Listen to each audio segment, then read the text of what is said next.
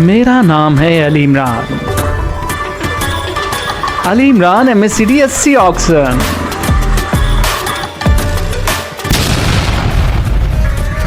Hello दोस्तों, H2 here.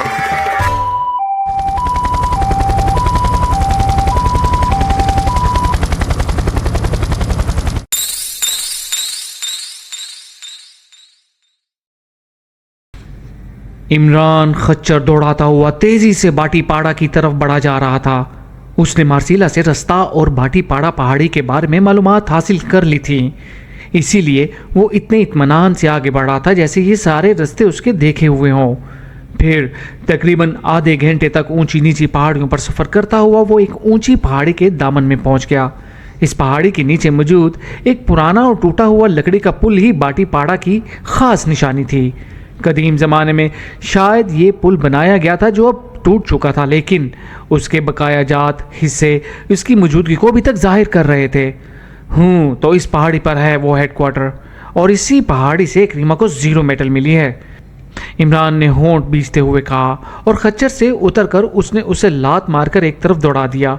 پھر کندھے سے لٹکی ہوئی مشین گن سنبھالے وہ تیزی سے شمالی سمت کو بڑھنے لگا. اس نے اس پہاڑی پر براہ راست چڑھنے کی بجائے شمالی طرف سے گھوم کر اس پر جانے کا فیصلہ کیا تھا، کیونکہ اسے یقین تھا کہ ہیڈ کوارٹر میں لازماً نگرانی کا نظام رکھا گیا ہوگا، اور یہ سچویشن ایسی تھی کہ وہ بڑی آسانی سے گولیوں کا شکار ہو سکتا تھا. عمران درختوں اور چٹانوں کی آڑ لیتا ہوا تیزی سے شمالی طرف سے گھوم کر ایک اونچی پہاڑی پر چڑھا، اور پھر اس نے وہاں موجود ایک اونچے درخت پر چڑھ کر باٹی پاڑا پہاڑی کا جائزہ لیا. پہاڑی کے اوپر ایک کھلی جگہ پر گھنے درختوں کے اندر اسے ایک بڑا چوبی کیبن نظر آ رہا تھا، جس کی چھت پر بھی گہرا سبز رنگ کیا گیا تھا تاکہ اسے دور سے چیک نہ کیا جا سکے. لیکن عمران کی عقابی نظروں سے وہ کیبن نہ چھپ سکا. کیبن کافی گہرا تھا. عمران غور سے اسے دیکھتا رہا کہ لیکن کیبن کے اندر یا باہر کوئی آدمی نظر نہ آ رہا تھا. وہ کرنل جگورا یقیناً اسے چھوڑ کر فرار ہو گیا ہوگا، عمران نے ہونٹ بیچتے ہوئے کہا، اور پھر تیزی سے درخت سے نیچے اتر کر وہ اس رستے کی طرف دوڑ پڑا جو دونوں پہاڑیوں کو ایک دوسرے سے ملاتا تھا. اس کی رفتار خاصی تیز تھی، اور پھر تھوڑی دیر بعد وہ باٹی پاڑا کی پہاڑی پر پہنچ کر تیزی سے اوپر چڑھنے لگا جہاں وہ کیبن موجود تھا. وہ اپنے طور پر اب بھی بے حد محتاط تھا، لیکن اس نے رفتار تیز کر دی تھی، اور تھوڑی دیر بعد وہ کیبن کے قریب پہنچ کر رک گیا. کیبن کا دروازہ کھلا ہوا تھا اور ہر طرف گہرا سکوت طاری تھا. عمران چند لمحے ایک چٹان کے پیچھے رکنے کے بعد باہر نکلا اور مشین گن اٹھائے تیزی سے کیبن کے دروازے کے ساتھ والی دیوار سے جا لگا. لیکن جب اسے اندر سے کوئی آہٹ سنائی نہ دی تو وہ اچھل کر کیبن کے اندر داخل ہو گیا. لیکن کیبن خالی پڑا ہوا تھا. یہ کیبن خاصا بڑا تھا، جیسے دفتر کے سے انداز میں سجایا گیا تھا. ایک طرف سیڑھیاں نیچے جا رہی تھیں. عمران ابھی سیڑھیوں کی طرف بڑھا ہی تھا کہ اچانک اسے اپنی پشت پر ایک آواز سنائی دی، وہ مخصوص آواز جو کہ ٹرنچ فائر کی ہوتی ہے. اور عمران بجلی کسی تیزی سے مڑا، اور پھر اس نے اس پہاڑی سے جہاں سے وہ گزر کر آیا تھا ایک شعلہ سا نکل کر آسمان کی طرف بلند ہوتے ہوئے دیکھا، اور اس کے ساتھ ہی ساری بات اس کی سمجھ میں آ گئی. وہ کسی چیتے کی طرح اچھلا اور کیبن سے باہر نکل کر بے تحاشا دوڑتا ہوا اس پہاڑی کے کنارے کی طرف دوڑنے لگا.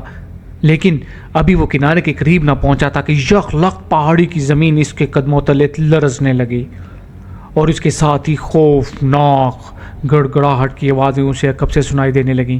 اور اسی لمحے عمران نے یک لخت جت لگائی اور وہ پہاڑی کنارے سے جیسے اڑتا ہوا ایک طرف موجود گہری کھائی میں گرتا چلا گیا. اس کے ساتھ ہی اس قدر خوفناک دھماکہ ہوا کہ فضا میں اڑ کر نیچے کھائی میں گرتے ہوئے عمران کو یوں محسوس ہوا جیسے یہ خوفناک دھماکہ عین اس کے سر پر ہوا ہو. نیچے گرتے ہوئے اس نے ایک اونچے درخت کو اپنا ٹارگٹ بنا لیا تھا، اور جب وہ دھماکہ ہوا تو وہ اس درخت کے قریب پہنچ چکا تھا، اور دوسرے لمحے وہ زوردار دھماکے سے اس درخت کی شاخوں پر گرا. درخت کی شاخیں سخت ہونے کی بجائے لچکدار تھیں، اس لیے عمران ٹکرانے سے لگنے والی چوٹ سے بچ گیا، اور اس نے پھرتی سے ایک لچکیلی شاخ پر اپنے ہاتھ جما لیے. دوسرے لمحے وہ فضا میں اس طرح جھولنے لگا جیسے کوئی لڑکی جھولا جھلا رہی ہو. ہر طرف خوفناک گرد پھیل گئی تھی، اور بڑی بڑی چٹانیں اور پتھریلی گونجدار آوازوں سے گہرائی میں گر رہے تھے. کئی پتھر عمران کے جسم سے بھی ٹکرائے اور اسی لمحے عمران نے یکلخ شاخ کو چھوڑ دیا اور اس کا جسم تیزی سے مڑ کر ایک بڑی سی غار کے دھانے کی طرف بڑھا۔ عمران نے کلا بازی کھا کر اپنے جسم کو سنبھالا اور غار کے اندرونی حصے کی طرف جا گرا، اور اس کے ساتھ ہی ایک خوفناک دھماکے سے وہ لچکدار درخت بھی ٹوٹ کر اس غار کے دھانے پر آ گرا اور پھر لڑکتا ہوا نیچے گہرائی کی طرف چلا گیا۔ ایک بہت بڑی چٹان اس کے ساتھ تھی اور شاید اس چٹان کے ٹکرانے کی وجہ سے وہ لچکدار درخت بھی ٹوٹ گیا تھا۔ چٹان اتنی بڑی تھی کہ جیسے پورا پہاڑ ہو، اور اگر عمران ایک لمحہ پہلے وہ درخت کو نہ چھوڑتا تو لازماً وہ بھی اس چٹان اور درخت کے ساتھ ہی نیچے گہرائی میں دفن ہو چکا ہوتا۔ چٹانوں اور پتھروں کی خوفناک بارش مسلسل جاری تھی اور ہر طرف اس قدر گہری گرد چھائی ہوئی تھی کہ عمران کو 3-4 فٹ سے زیادہ فاصلے سے کوئی چیز نظر نہ آ رہی تھی۔ عمران غار کے دہانے کے اندر دیوار کے ساتھ پڑا لمبے لمبے سانس لے رہا تھا۔ اس بار واقعی خوش قسمتی آڑے آ گئی تھی، ورنہ عمران کی موت روز روشن کی طرح یقینی تھی۔ ابھی جولیا کو ہونے والی بیوہ کا خطاب دینے کا قدرت نے فیصلہ نہیں کیا، عمران نے بڑبڑاتے ہوئے کہا، اور ساتھ ہی وہ خود بھی ہنس پڑا، اور پھر وہ ایک جھٹکے سے اٹھ کر بیٹھ گیا۔ حالانکہ اس کا فکرہ سننے والا کوئی نہ تھا، لیکن اس فکرے نے خوفناک دھماکے اور موت کے اس جال سے جو اس کے ذہن پر گرد کی تہ کی طرح جم گیا تھا اسے آزادی دلا دی تھی، اور اس کا منجمد سا محسوس ہوتا ذہن یکلخ بیدار ہو گیا۔ مشین گن نہ جانے کب اس کے ہاتھ سے نکل چکی تھی۔ بیگ اس کی کمر پر بدستور موجود تھا۔ اس بیگ کے اندر کی دبیز تہیں موجود تھی، اس لیے بیگ کے اندر موجود کسی بھی چیز نے اس کی پشت کو زخمی نہ کیا تھا۔ عمران نے اٹھ کر دھانے کی طرف بڑھنا شروع کیا۔ اب پہاڑوں اور پتھروں کی بارش رک چکی تھی، لیکن ہر طرف چھائی ہوئی گرد کی تہ ویسے ہی موجود تھی، لیکن نزدیک سے آسانی سے دیکھا جا سکتا تھا۔ عمران باہر نکل کر چٹانوں کو پکڑتا ہوا اوپر چڑھنے لگا، اور پھر تقریباً 10 منٹ کی کوششوں کے بعد وہ اوپر پہنچنے میں کامیاب ہوا تو گرد خاصی حد تک بیٹھ چکی تھی، اور عمران یہ دیکھ کر واقعی حیران رہ گیا کہ باٹی پاڑا کی پوری پہاڑی نہ صرف اپنی جگہ سے غائب تھی بلکہ وہاں اب گہری کھائی بن چکی تھی جس کی سطح گرد کی تہ کی وجہ سے اندھیرے میں ڈوبی ہوئی تھی۔ تو ہیڈ کوارٹر کے ساتھ پوری پہاڑی ہی غائب کر دی ہے، تو کریمہ نہیں چاہتا کوئی اور یہاں سے زیرو میٹل تلاش کر سکے، عمران نے بڑبڑاتے ہوئے کہا، اور پھر ادھر ادھر دیکھنے لگا۔ اسے اب اس آدمی کی تلاش تھی جس نے ٹرنچ فائر کیا تھا۔ عمران چند لمحے وہیں دبکا اس جگہ کا اندازہ کرتا رہا اور پھر جھاڑیوں کی آڑ لیتا ہوا تیزی سے آگے بڑھنے لگا، لیکن اس جگہ پہنچنے کے بعد بھی جہاں اس کے اندازے کے مطابق اس آدمی کو موجود ہونا چاہیے تھا وہاں کوئی آدمی موجود نہ تھا۔ عمران نے بیگ میں سے ریوالور نکال کر ہاتھ میں لے لیا تھا اور پھر وہ آہستہ آہستہ آگے بڑھتا گیا۔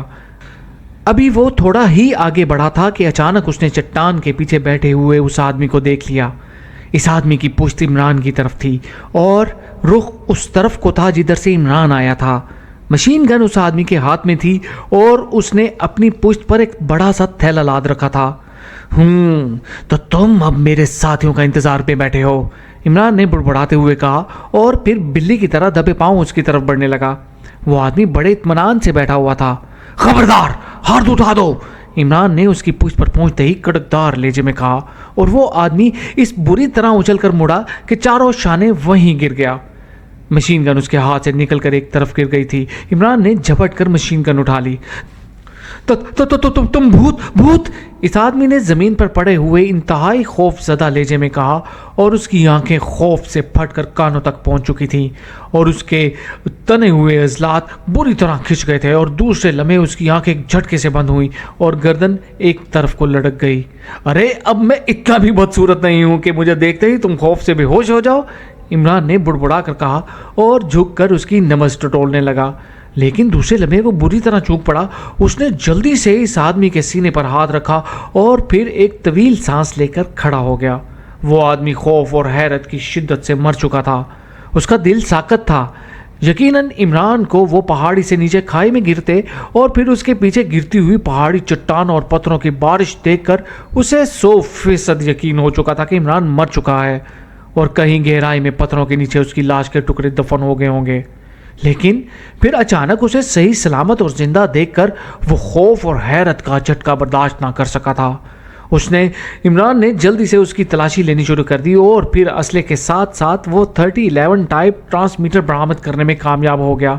وہ چند لمحے ٹرانسمیٹر کو غور سے دیکھتا رہا، پھر اس نے اس کا بٹن آن کر دیا اور ٹرانسمیٹر سے ٹو ٹو کی مخصوص آواز آنے لگی۔ یس کرنل جگورا اٹینڈنگ اوور۔ ٹو ٹو کی آواز کے ساتھ ہی کرنل جگورا کی آواز سنائی دی۔ بھوت باس باس بھوت اوور۔ عمران نے مرنے والے کے لہجے کو دہراتے ہوئے کہا، کیا کیا کہہ رہی ہو کارٹن؟ کون سا بھوت؟ کیا ہو گیا ہے تمہیں؟ اوور۔ دوسری طرف سے کرنل جگورا کی بری طرح چیختی ہوئی آواز سنائی دی۔ باس اس آدمی کی لاش نیچے گہرائی میں گھوم رہی ہے، وہ بھوت بن چکا ہے۔ اوور۔ عمران نے اسی لہجے کو قائم رکھتے ہوئے کہا، شٹ اپ! کیا تمہارا دماغ خراب ہو گیا ہے؟ نان سینس! لاش کیسے نیچے گھوم سکتی ہے؟ اپنے آپ کو سنبھالو۔ اوور۔ کرنل جگورا کی آواز ایسی سنائی دی جیسے وہ حلق کے بل چیخ رہا ہو۔ یس باس اوور۔ عمران نے جواب دیا، سنو، میں نے منگل ساؤ کو تمہاری پوزیشن بتا دی ہے، وہ تمہارے پاس پہنچ جائے گا اور پھر تم دونوں نے مل کر باقی سب افراد کا خاتمہ کرنا ہے، اور سنو، ان کا خاتمہ کرنے کے بعد تم دونوں شیریا پہاڑی کے دامن میں پہنچ جانا، میں وہاں رک کر تمہارا انتظار کروں گا۔ اوور۔ کرنل جگورا نے کہا اور پھر اس نے جواب دیا، یس باس اوور۔ عمران نے جواب دیا اور دوسری طرف سے اوور اینڈ آل کی آواز سن کر اس نے ٹرانسمیٹر بند کر کے جیب میں ڈال دیا۔ تم سے ضرور ملاقات ہوگی کرنل جگورا، عمران نے بڑبڑاتے ہوئے کہا، اور پھر وہ مشین گن سنبھالے وہ پہاڑی سے نیچے اترنے لگا تاکہ وہ نیچے اتر کر موجودہ صورتحال کا صحیح طور پر جائزہ لے سکے۔ پھر ایک جگہ بیٹھ کر وہ منگل ساؤ کے آنے کا انتظار کرنے لگا۔ اسے اپنے ساتھیوں کا بھی انتظار تھا۔ اسے معلوم تھا کہ دھماکے کی آواز ان تک یقیناً پہنچ گئی ہوگی اور وہ اب یہاں پہنچنے ہی والے ہوں گے۔ کرنل جگورا نے ٹرانسمیٹر کا بٹن آف کیا اور پھر اس نے موڑ کر پیچھے آنے والے ساتھیوں کو آنے کا اشارہ کیا اور خود خچر سے نیچے اتر آیا۔ وہ اس وقت اپنے 6 ساتھیوں کے ساتھ ایک پہاڑی پر موجود تھا اور اس کا ارادہ تو آگے بڑھنے کا تھا، لیکن کرٹن کی کال موصول ہونے کے بعد اس نے آگے بڑھنے کا ارادہ ترک کر دیا تھا۔ اب اس کے خیال کے مطابق سلکی وے جیسے دشوار گزار رستے سے جانے کی بجائے وہ رتنا گھر کے آشرم والے رستے سے آسانی سے سفر کرتا ہوا پروت شنکر کے آشرم تک پہنچ سکتا تھا، کیونکہ اب ایک لحاظ سے خطرہ تو ختم ہو گیا تھا۔ اسے یقین تھا کہ عمران کی موت کے بعد اس کے ساتھی آسانی سے شکار کر لیے جائیں گے اور پھر اسے سلکی وے اختیار کرنے اور اپنے آپ کو دشواریوں میں ڈالنے کی ضرورت باقی نہ رہی تھی۔ چنانچہ اس نے کیرٹن اور منگل ساؤ کی طرف سے رپورٹ ملنے تک یہیں پڑاؤ ڈالنے کا فیصلہ کیا تھا۔ اس کے ساتھی خچر ہنکاتے ہوئے واپس پہنچے اور پھر سارے خچروں سے نیچے اتر آئے۔ ایک خچر پر بڑا سا تھیلا لدا ہوا تھا، یہ سرخ رنگ کا تھیلا تھا اور اس طرح ابھرا ہوا تھا جیسے اس کے اندر کوئی اینٹی ایئر کرافٹ میزائل بند ہو۔ یہ خچر درمیان میں رکھا گیا تھا۔ اس سرخ رنگ کے تھیلے میں دنیا کی قیمتی ترین دھات زیرو میٹل کے ذرات بند تھے اور اس کے مخصوص کیس کو کیپسول نما بنایا گیا تھا تاکہ یہ ذرات محفوظ رہ سکیں۔ اس کے ساتھیوں نے ایک اور خچر پر بندھا ہوا سامان کھولا اور ایک کھلی جگہ پر ایک بڑا سا خیمہ نصب کیا جانے لگا۔ وہ سب بخشوں کے بھیس میں تھے، جبکہ کرنل جاگورا نے یوگیوں کا مخصوص لباس پہنا ہوا تھا۔ اس نے چہرے پر بھی یوگیوں جیسا میک اپ کر رکھا تھا تاکہ کافرستان پہنچنے تک اسے یا اس کے ساتھیوں کو مقدس یوگی اور بخشو سمجھ کر تنگ نہ کیا جائے۔ اسے معلوم تھا کہ سلکی وے پر چلتے ہوئے اس کا واسطہ کئی مخصوص قبائل سے پڑ سکتا تھا جو ویسے تو انتہائی وحشی اور خطرناک تھے، لیکن وہ بھی بخشوں اور خاص طور پر یوگیوں کا بے حد لحاظ کرتے تھے۔ خیمہ نصب ہو جانے کے بعد کرنل جاگورا خیمے میں آ کر دری پر بیٹھ گیا۔ اس نے اپنی پشت پر لدا ہوا تھیلا ایک طرف رکھا اور پھر اپنے ساتھیوں کو ہدایات دینے لگا۔ اس نے 2 آدمیوں کی ڈیوٹی لگائی کہ وہ خیمے سے باہر نکل کر پہرا دیں تاکہ کوئی وحشی قبیلہ اچانک ان پر حملہ نہ کر دے، اور باقی ساتھیوں کو اس نے جنگل میں شکار کر کے کھانے کا بندوبست کرنے پر تعینات کر دیا اور خود وہ وہیں دری پر لیٹ کر آرام کرنے لگا۔ کاش اس پہاڑی کو نہ اڑانا پڑتا تو میں واپس جا کر باقی زیرو میٹل بھی حاصل کر لیتا، کرنل جاگورا نے بڑبڑاتے ہوئے مخصوص انداز میں کہا، اور اس طرح کی مخصوص باتیں سوچتا ہوا وہ نیند کی وادی میں پہنچ گیا۔ और फिर अचानक दूर फायरिंग की आवाज़ें सुनते ही वो हड़बड़ा कर उठ बैठा। फायरिंग की आवाज़ें अभी तक सुनाई दे रही थीं और फिर उसी लम्हे दौड़ते हुए कदमों की आवाज़ें सुनाई दी और एक आदमी पर्दा हटाकर दौड़ता हुआ अंदर दाखिल हुआ। बॉस, हमला! वो लोग तादाद में 6-7 हैं, उन्होंने हमारे साथी मार डाले हैं, वो सामने पहाड़ी पर छुपे हुए हैं, नौजवान ने चीख कर कहा। कौन है? कर्नल जगूरा ने बिजली की सी तेजी से उठकर खड़े होते हुए कहा। मैंने 2 औरतों की झलक देखी है बॉस, बाकी छुपे हुए हैं, नौजवान ने परेशान से लहजे में कहा। फायरिंग की आवाजें अब भी बाहर सुनाई दे रही थी और अब यूं लग रहा था जैसे 2 पार्टियों में बकायदा ठन गई हो। औरतें? ओह, तो इसका मतलब है कि वो लोग कैटन और मंगल साव के हाथों हलाक नहीं हुए बल्कि यहां तक पहुंच गए हैं, कर्नल जगूरा ने चीख कर कहा और दूसरे लम्हे वो बिजली की सी तेजी से सुर्ख रंग के थैले की तरफ लपका जो एक कोने में पड़ा हुआ था। मुकाबला करो, इनका मुकाबला करो, इस थैले को उठाते हुए कर्नल जगूरा ने चीख कर कहा और नौजवान जैसे ही पलटकर बाहर निकला, कर्नल जगूरा यकलक पिछली तरफ भागा। सुर्ख रंग का थैला अब भी उसने अपनी कमर से बांध लिया था। फिर खेमे का पर्दा हटाकर वो दौड़ता हुआ बाहर आया और तेजी से पहाड़ी के एक तंग रास्ते पर दौड़ने लगा। ये रास्ता ट्रैक नुमा था जिसके दोनों तरफ ऊंची चट्टानें थी। वो बिजली की सी तेजी से दौड़ता हुआ आगे बढ़ता रहा। इस ट्रैक के इख्तिताम पर एक गहरी खाई सी थी जिसमें उतरने के लिए एक पेचदार मगर तंग पगडंडी जारी थी। कर्नल जगूरा इस पगडंडी पर भागता हुआ उतरता चला गया और फिर वो खाई में पहुंचकर दौड़ता हुआ एक चट्टान की तरफ बढ़ा जिसकी साइड में उसे एक तंग सी गार का दहाना नजर आ रहा था। चट्टान ने इस गार का दहाना बंद कर दिया था लेकिन इतना रास्ता मौजूद था कि एक आदमी इसमें गार में दाखिल हो सकता था। वो दौड़ता हुआ इस तंग से रास्ते में सुगड़कर अंदर दाखिल हुआ। ये गार बिल्कुल छोटी सी थी। कर्नल जगूरा ने जल्दी से पुश्त पर लदा हुआ सुर्ख रंग का ये बैग उतारकर इस गार के एक अंधेरे कोने में रखा और वापस मुड़ गया। गार से बाहर आकर उसने पूरी कुव्वत से चट्टान को खुले धाने की तरफ धकेलना शुरू कर दिया और फिर पूरी कुव्वत लगाने से अचानक पत्थर ने अपनी जगह छोड़ दी और लड़कता हुआ इस धाने के धामने जम गया। वो इस तरह वहां रुका था कि अब गौर से देखने पर गार का धाना नजर ना आ सकता था। अब मैं देखता हूं जीरो मेटल कैसे तुम्हारे हाथ लगता है, जगूरा ने बुड़बुड़ाते हुए कहा और पहले से ज्यादा तेजी से वापस दौड़ने लगा। फायरिंग की उक्का दुक्का आवाजें अब भी सुनाई दे रही थी। चढ़ाई चढ़ते चढ़ते वो वापस ट्रैक पर पहुंचा और फिर अपने खेमे की तरफ भागने लगा। वो अब इस खेमे में मौजूद असला लेकर इनके मुकाबले पर आना चाहता था क्योंकि इस वक्त तो उसे जीरो मेटल की वजह से उसे असला वगैरह का ख्याल तक ना आया था। खेमे का अगबी पर्दा हटाकर जैसे ही अंदर दाखिल हुआ, हैरत की शिद्दत से वो बेख्तियार उछल पड़ा। उसकी आंखें हैरत से फैलती चली गईं।